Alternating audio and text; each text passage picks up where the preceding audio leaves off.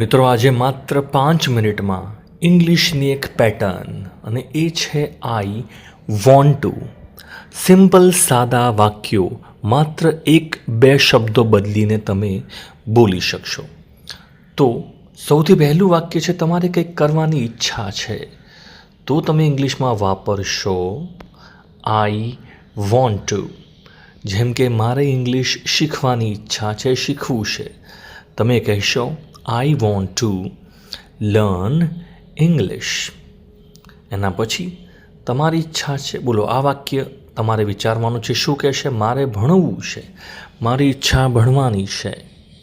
I want to, તમે કહેશો study. I want to study.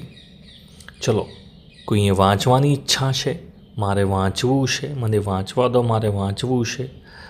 I want two શબ્દ ખાલી એક જ બદલાશે, તમે લખી દેશો ક્રિયાપદ રીડ. આઈ વોન્ટ ટુ રીડ.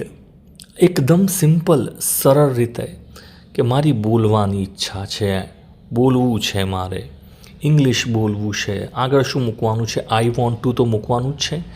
આઈ વોન્ટ ટુ અને પછી તમારે મૂકવાનું છે સ્પીક ઇંગ્લિશ. ચલો, એના પછી વાક્ય છે કે મારે કામ કરવું છે, મારી કામ કરવાની ઈચ્છા છે. તમે મૂકશો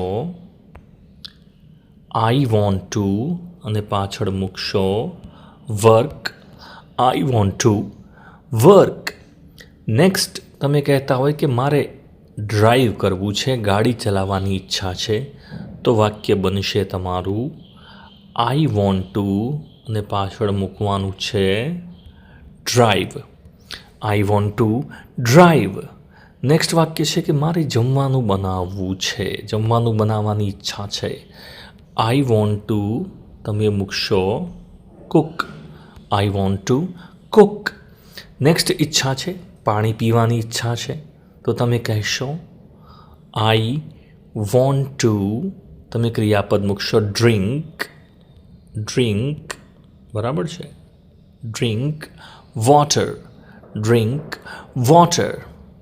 ચલો, કોઈને ખાવાની ઈચ્છા છે તો વાક્ય તમારું શું બનશે? બધામાં જુઓ આઈ વોન્ટ ટુ તો મૂકવાનું જ છે. Eat food. I want to eat food.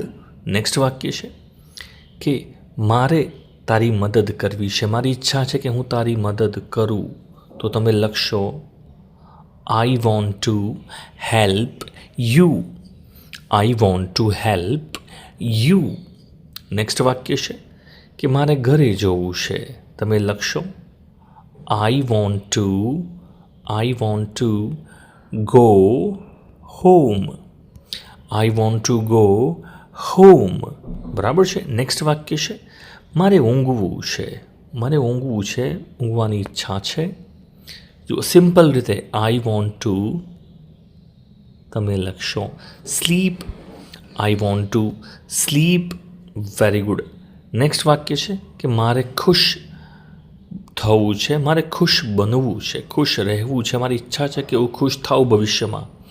તમે લખશો આઈ વોન્ટ ટુ બી હેપી. આઈ વોન્ટ ટુ બી હેપી. અને કોઈની ઈચ્છા છે કે સર મારે મારું ઇંગ્લિશ સુધારવું છે, તો વાક્ય બનશે આઈ વોન્ટ ટુ, ક્રિયાપદ આવશે improve. Improve. I want to improve my English.